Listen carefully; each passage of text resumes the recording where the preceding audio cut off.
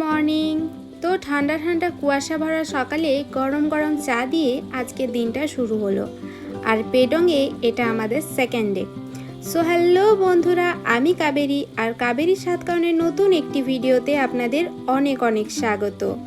তো সকাল সকাল সুন্দর করে সাজুগুজু করে আর চা পান করে গা গরম করে নিয়েছি। এখন আমরা যাব সিলেরিগাঁও অ্যান্ড রামিতে ভিউ পয়েন্টের দিকে।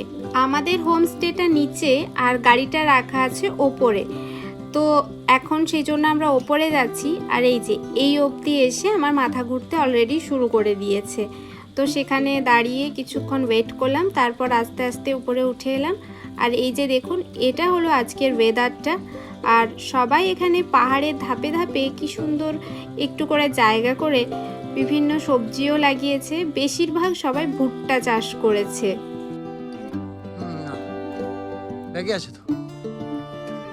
তো আমরা সবাই এখন উপরে চলে এসেছি। আর উপরে আসার পর আমাদের অবস্থা একটু খারাপ হয়ে গেছিল, বিকজ পুরোটাই সিঁড়ি দিয়ে উঠে আসতে হয়েছে, সেই জন্য একটু বেশিই কষ্ট হয়েছে।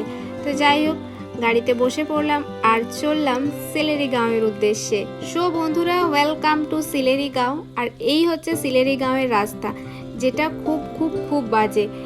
পেডং থেকে সিলেরিগাঁও মাত্র 5 কিলোমিটার, বাট সেটা আসতেই আমাদের 20 থেকে 25 মিনিট সময় লেগে গেছিল এই খারাপ রাস্তার জন্য।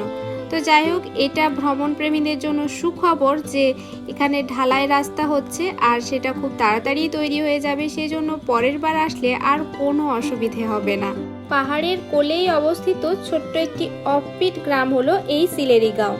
এখানে দেখুন, সবাই বাড়ির সাথে সাথে কি সুন্দর রাস্তার ধারেও ফুল গাছ লাগিয়েছে। আর কত সুন্দর লাগছে ফুলগুলো সব ফুটে আছে বলে।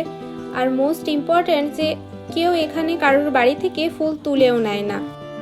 তো রাস্তায় যেহেতু কাজ হচ্ছে, সেই জন্য গাড়িটা আমাদেরকে অনেকটা দূরেই রেখে আসতে হয়েছে। তাই এখানে এসে আমরা একটু রেস্ট করছিলাম, অনেকটা হেঁটে হেঁটে এসেছি। আর দেখারও চেষ্টা করছিলাম যে কাঞ্চনজঙ্ঘা আদৌ দেখা যাচ্ছে কিনা। তবে সকাল সকাল এত সুন্দর সুন্দর আর এত বিভিন্ন রকমের ফুল দেখতে পেয়ে কিন্তু মনটা একদম ভরে গেছে। আর এই যে দেখুন, এখানে বাচ্চাগুলো রেডি হচ্ছে ওরা স্কুলে যাবে বলে। কিউট লাগছে, তাই না?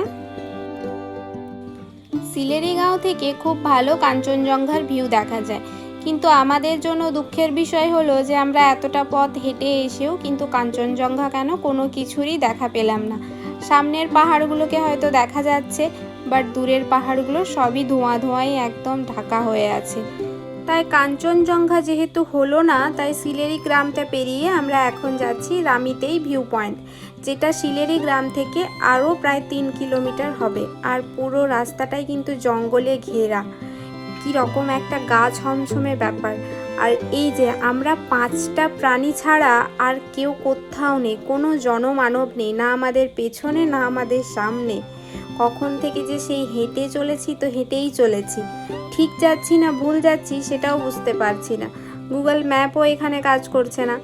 তবে সত্যি বলতে, এই পাহাড়ের বাঁকগুলো যখন আসছিল জঙ্গলের মাঝে, কিন্তু আমাদের বেশ ভয় লাগছিল। এই যে এই সামনেটা দেখুন, সামনে থেকে কিন্তু কিছুই বোঝা যাচ্ছে না যে সামনে কি আছে। তবে কি আর করা যায়, এতটা যখন চলেই এসেছি, পিছনে তো আর যাওয়া যাবে না, তাই সামনেই যাব, যা হয় হবে।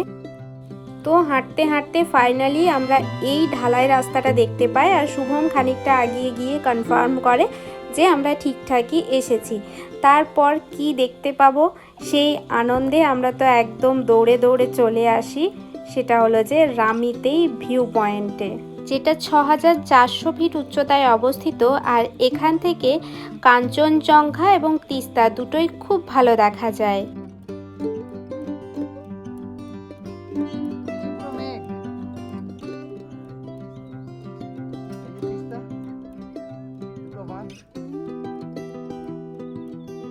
এই ভিউ পয়েন্টটা মেনলি তিস্তা দেখার জন্য। পাহাড়ের ওপর থেকে তিস্তা এঁকে বেঁকে গেছে, এটা দেখার সৌন্দর্যই কিন্তু একটা আলাদা।